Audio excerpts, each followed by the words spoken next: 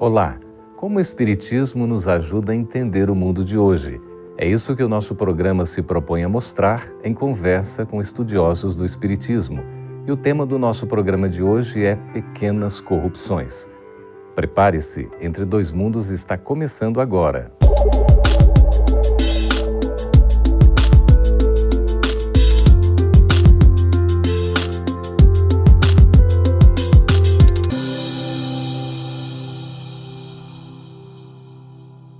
Nos últimos dias, o combate à corrupção tem sido uma das principais bandeiras do nosso país.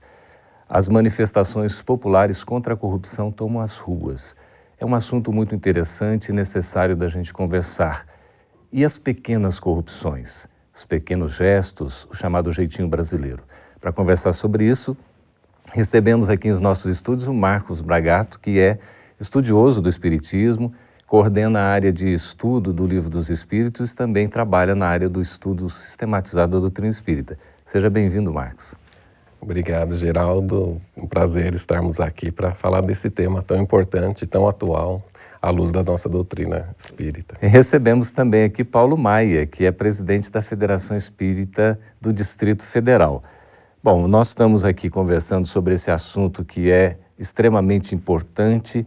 Até que ponto a gente pode dizer que nós nos envolvemos com pequenas atitudes que poderíamos dizer assim que são corrupções? O que você tem a dizer, Paulo?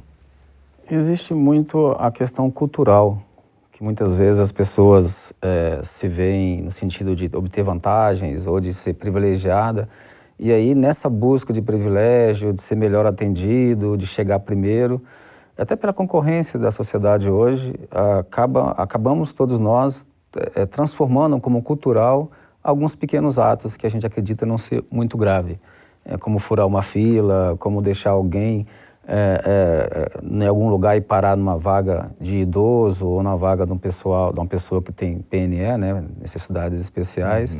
Mas é só um pouquinho, é só rápido, é um minuto.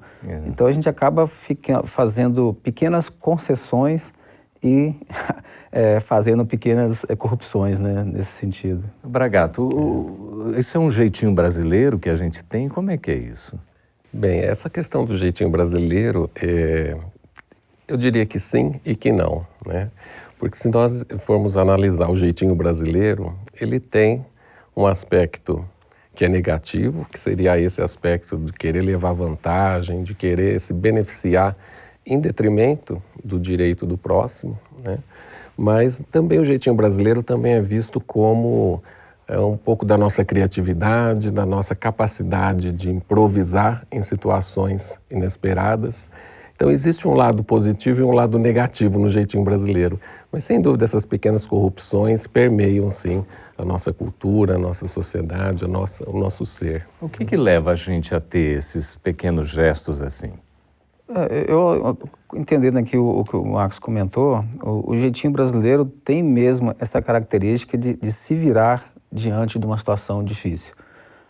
Em outros países, já tive a oportunidade de trabalhar, participar de eventos, as pessoas geralmente se fixam no seu ponto cartesiano.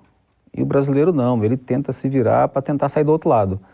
No aspecto positivo isso. Agora, de outro lado, essa cultura de querer levar vantagem, ou de ter, de certa forma, algum privilégio, isso aí vai nos permitindo pequenas transgressões. E dessas transgressões, quando não se tem um valor ético, moral, que oriente, que delimite, a gente acaba se permitindo mais e mais. E é muito comum. E a situação brasileira política hoje é essa. Foram se permitindo, ninguém ligava, virou um hábito comum, aí, por mais que seja errado, as pessoas continuaram fazendo como hábito comum, porque todo mundo estava fazendo. Mas hoje, Paulo e Bragato, tem uma reação, até da própria sociedade diante disso. A sociedade já se mostra mais assim, com um olhar atento, não está acontecendo isso? Sim, já há um choque maior com relação a certas transgressões que antes eram mais permitidas, né? Agora tem um outro aspecto importante também. Nós vivemos hoje num momento que estamos aí diante de grandes e pequenas corrupções, mas elas sempre existiram, né? Então, Agora, nós estamos vivendo um momento, acho que, diferenciado da nossa história, trazendo agora para o nosso país, um momento diferenciado no momento em que a gente saiu de um período onde não havia muita transparência do que se fazia, mas a corrupção também existia. E hoje nós temos já um outro contexto, inclusive social, um outro contexto onde as pessoas têm mais acesso às informações. As informações correm pelas redes sociais com muito mais velocidade e eu acho que o controle social hoje ele está aumentando, como você bem colocou. As pessoas já estão reagindo mais porque estão percebendo que esse levar vantagem em detrimento do outro é algo que não contribui com nada, né? Corrupção significa apodrecer, né? Então é aquilo que deveria estar funcionando bem, mas que apodreceu. Então, e esse comportamento acaba, digamos assim, corrompendo, contagiando as pessoas? Acho que tem uma questão também, Geraldo e Marcos, do ponto de saturação. Todo o sistema hegemônico chega um período que ele fica tão saturado que extrapola já a questão dos valores morais e humanos. E aí a sociedade começa a reagir. Isso aconteceu com Roma, aconteceu na Grécia, aconteceu, né, com o Império Babilônio. Chega um ponto que as pessoas que estão dominando ficam tão viciadas no poder que não percebem mais os erros que estão cometendo e o absurdo que estão fazendo. E aí aqueles que estão sendo explorados, de certa forma prejudicados, chega um ponto que não suporta mais. Começam a reagir. Começam a reagir. E é o caso do Brasil hoje. Hoje, os valores desviados de obras e empreendimentos são maiores que investidos. E aí a gente percebe que a gente vai no hospital e não consegue ser atendido. Mesmo hospital privado, você fica na fila horas. Você quer uma boa educação para o seu filho, você tem que partir para uma escola privada, caríssima. E se você precisa de segurança, você tem que investir no seu seguro, você tem que investir na proteção da sua casa, porque aquilo que você contribui obrigatoriamente com os impostos estão sendo desviados. E chega num ponto que fica tão absurdo que a sociedade fala assim, por mais que eu faça isso em pequena monta, o jeito que está sendo feito está extrapolando. Nós temos uma questão... questão... E aí gera indignação. Pois não, Marcos. Eu só ia dizer que isso é muito importante porque muitas vezes leva algumas pessoas a imaginar que já que está dessa forma, pode-se tudo. Quer dizer, é normal. Fica normal. O que eu estou fazendo é muito pequeno perto daquilo que outros estão fazendo. Virou bagunça. E isso é um perigo, né? É um desvio, na verdade, de entendimento, porque toda vez que a gente transgride algo em detrimento do direito de outro, quer dizer, a gente está prejudicando o próximo. Né? A gente vê, né, Marcos, isso que você está falando, coisas assim que são grandes, desvios, por exemplo, até mesmo de verbas voltadas para a educação, para a saúde, para as questões públicas, em que a gente vê e fica até um tanto quanto indignados, né? Como é que pode, né, um representante, um indivíduo que é responsável por uma condução, por uma gestão pública, de repente faz esse desvio? Equipes, grupos que se formam em verdadeiras, né, de repente aí se associam e fazem um trabalho que é voltado para o negativo. Como é que a gente pode entender um negócio desse diante de pessoas que deveriam ter uma responsabilidade muito maior? Eu creio que falta de valores, e se já tem valores, é incoerência com os valores. E uma oportunidade também para as pessoas de bem que estão envolvidas nisso. Porque se o crime está organizado, está tão estruturado, por que o bem também não se organiza? E o que a gente percebe hoje na reação da comunidade, das pessoas, é esse bem se organizando, dando meio que um basta, né? É triste ver pessoas morrendo por negligência de gestão pública e tudo mais. E eu entendo que ainda vai chegar um dia que essas pessoas responsáveis serão levadas a julgamento pelo crime de pessoas que não tiveram educação e não tiveram remédio, não tiveram ajuda. Né? Nós vamos para um breve intervalo e voltamos daqui a pouquinho, continuando com esse assunto a respeito de pequenas corrupções. Aguarde aí, a gente volta daqui a pouco.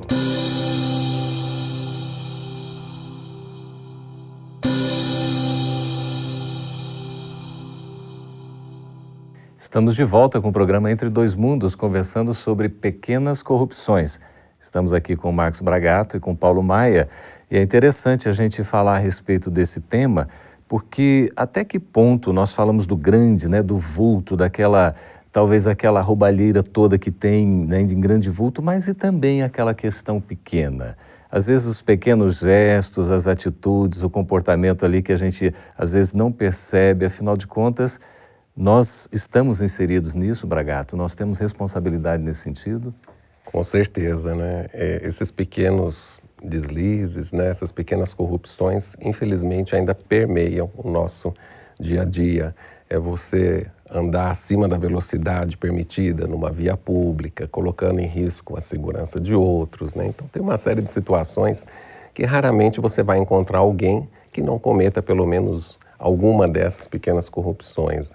E a gente precisa lembrar que nenhum incêndio começa grande, né? Então é preocupante essas pequenas corrupções porque elas podem, né, sem que a pessoa se aperceba, né, sem que ela tenha muita consciência, isso pode realmente acabar aumentando de proporção. Então é importante que cada pessoa busque esse autoconhecimento, essa busca em se conhecer melhor, justamente para identificar e corrigir esses maus hábitos que nós sabemos que ainda possuímos e que precisamos combater dentro de nós. A gente poderia dizer, Paulo, que tem um problema moral grave aí na base de tudo isso? Sim. Levando em conta que a moral é um conjunto, né, de conhecimentos, de valores, se esses valores não estão arraigados no bem, ele passa a ser verdade para as pessoas. E aí elas fazem isso achando que está certo. Eu vejo aí famílias inteiras envolvidas em escândalos de corrupção e meninos, né, jovens.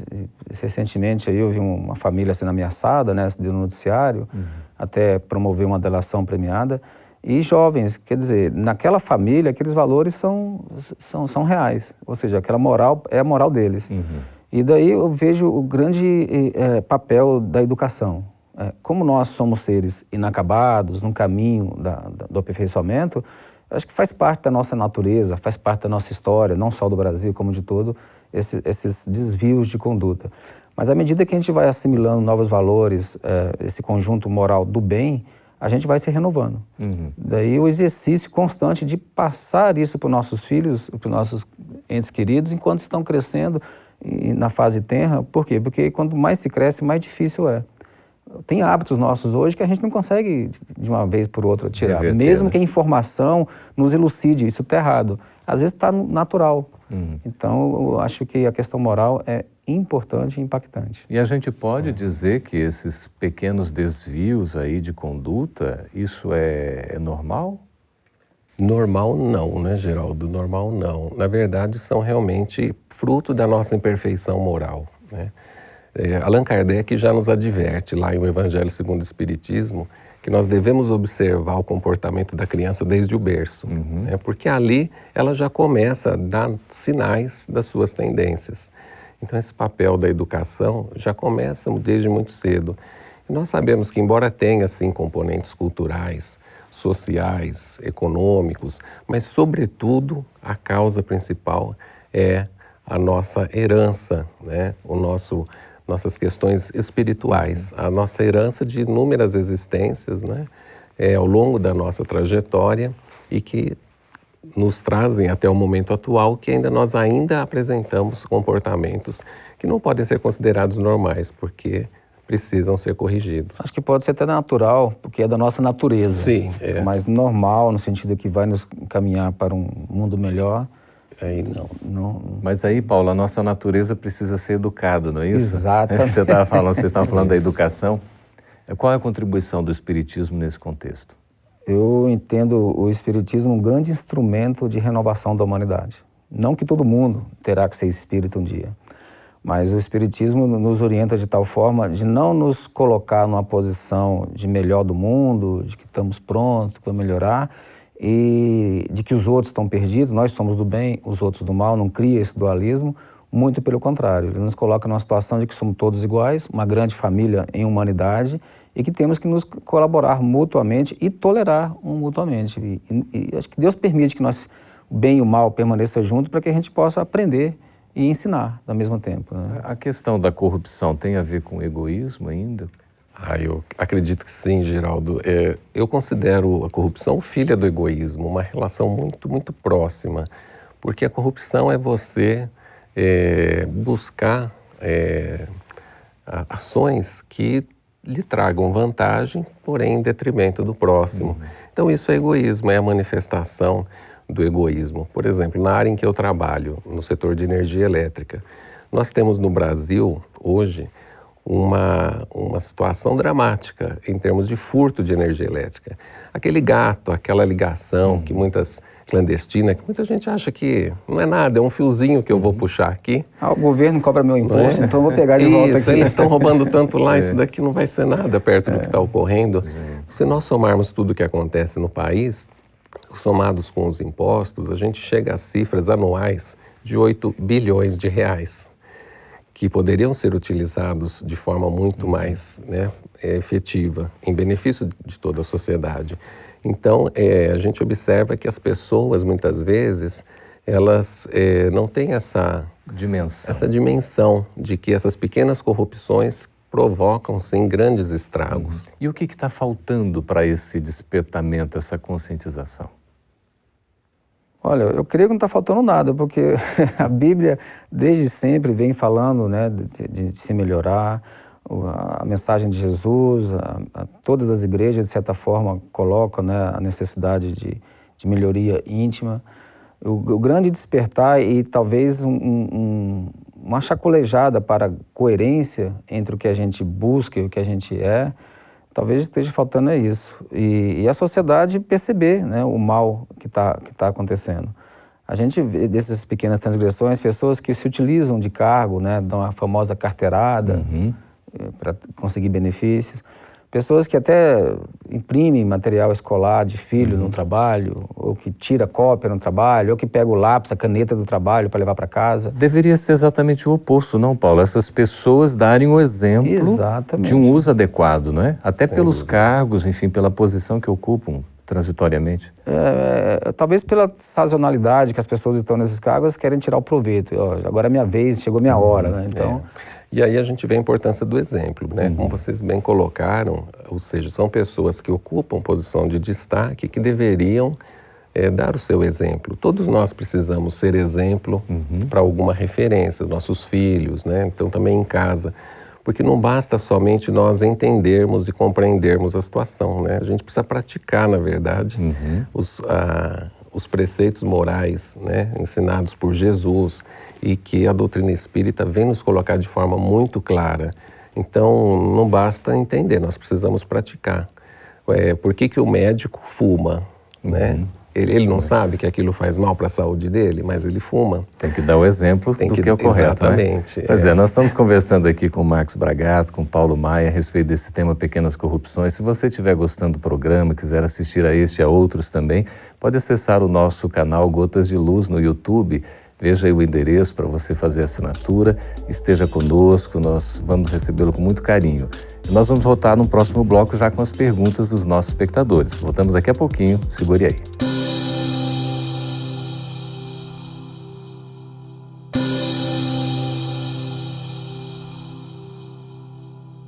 Estamos de volta agora para responder as perguntas dos nossos espectadores.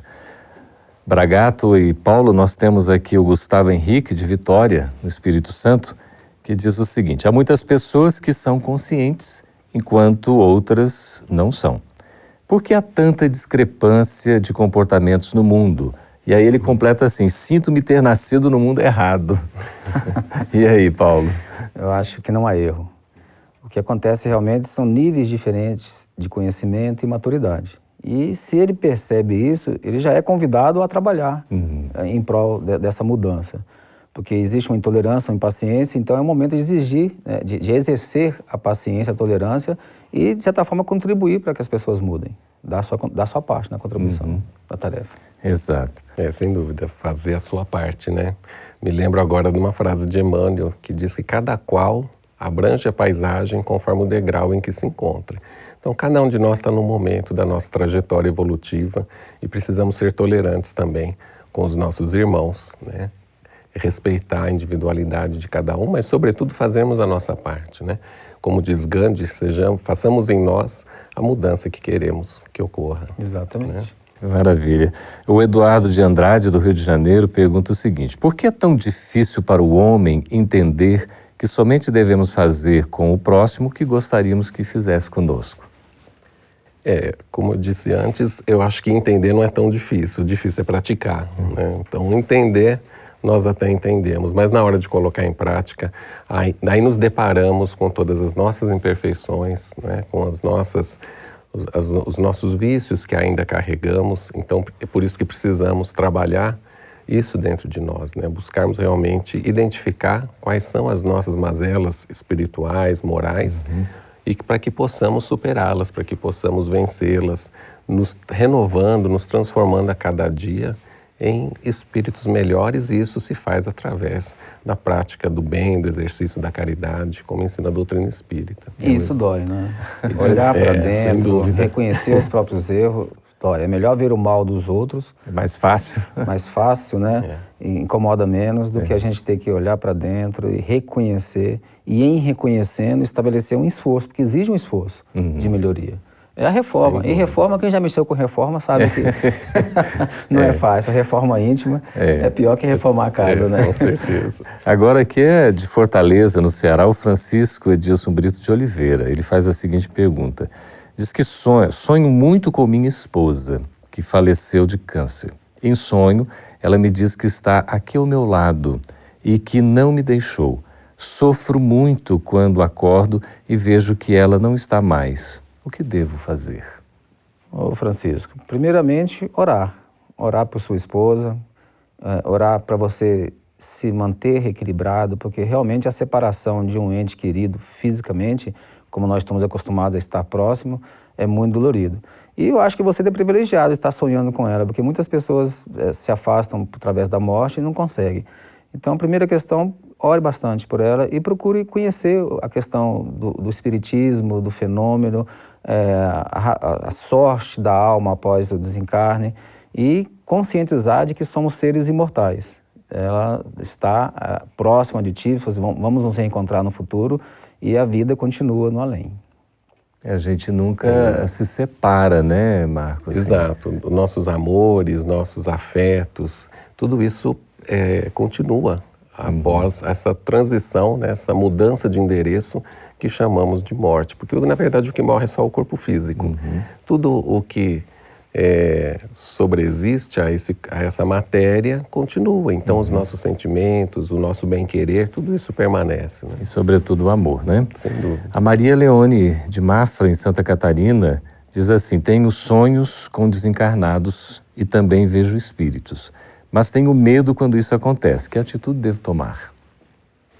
Bem, eu entendo que, primeiramente, não há motivo para o medo, né? Porque a doutrina espírita vem nos trazer essa serenidade diante disso, porque nós também podemos sonhar com encarnados, não é?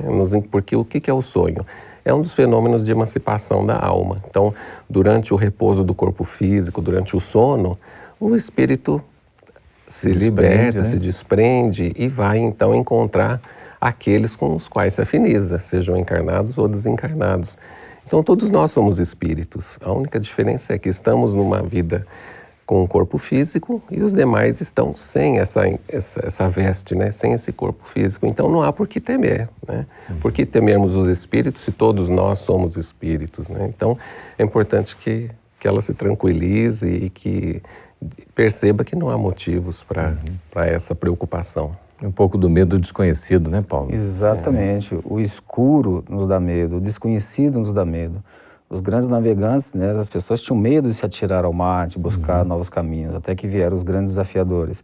E nessa questão aí, a ignorância nos assusta, nos medo, porque não sabemos o que vamos enfrentar. E aí eu recomendo a ela começar a estudar, buscar uma casa espírita, ou se não quiser, hoje pela internet, livros que ela pode ter acesso, e ter informação que vai esclarecer. Exato. Conhecereis a verdade e a verdade nos libertará, nos disse Jesus. Isso. Está lá em João, né, no seu capítulo 8, versículo 32. Fabrício Ferreira Vila Velha, no Espírito Santo. Tenho pensamentos como se visse à frente algo que vai acontecer com as pessoas, mas não consigo entender as mensagens. Como posso trabalhar minha mediunidade a fim de ajudar as pessoas que amo? Rapidamente, Bragato. Bem, essa situação ela ocorre com muitas pessoas, né? Muitas vezes em sonhos, alguma situação, mas é importante manter a serenidade, porque essa premonição, né? Essa predição do que vem pela frente, ela só ocorre realmente quando ela vem em favor, né, de alguma situação, de alguma necessidade. Nós não devemos buscar isso porque de forma leviana, porque aí, pela associação dos pensamentos e fluídicas, vamos ter a assistência de espíritos não sérios. Né? Então é importante que tenhamos serenidade quando isso ocorrer conosco, alguma situação dessa, é porque tivemos a oportunidade e a permissão do alto para ter acesso àquela informação e tratá-la com a máxima responsabilidade possível. E para se manter assim, digamos, sereno e tranquilo, Paulo, diante de possíveis revelações que espontaneamente não chegam, como fazer? Eu acho que ele deve-se buscar uma orientação segura, porque hoje a gente vê várias pessoas com dons mediúnicos fazendo mau uso, por falta de uma boa referência, de uma boa orientação. Então, a prática do bem, a oração e o estudo sério vai permitir que ele siga um caminho útil, né, e produtivo nessa questão. A gente poderia dizer também que essa questão é muito mais comum do que a gente poderia imaginar, não, Bragato? Sim, é bastante comum. Eu tenho mesmo uma irmã que também tem sonhos assim, ela às vezes tem a mesma preocupação que o nosso irmão, mas isso realmente é da natureza, né? E como o Paulo bem disse, né, a mediunidade é algo que a gente deve exercer, né, no bem, sempre no bem, para que a gente tenha boas companhias espirituais nos auxiliando. Muito bem, nós conversamos com o Paulo Maia, com o Marcos Bragato, queríamos agradecer a presença de vocês aqui, muito obrigado, viu? Muito obrigado. Obrigado. E também agradecer a vocês que escreveram para nós aí, lançaram as suas perguntas, seus questionamentos. Continue escrevendo no endereço que está abaixo no seu vídeo, por favor, nós estamos à disposição. Agradecemos muito a companhia e até o próximo Entre Dois Mundos.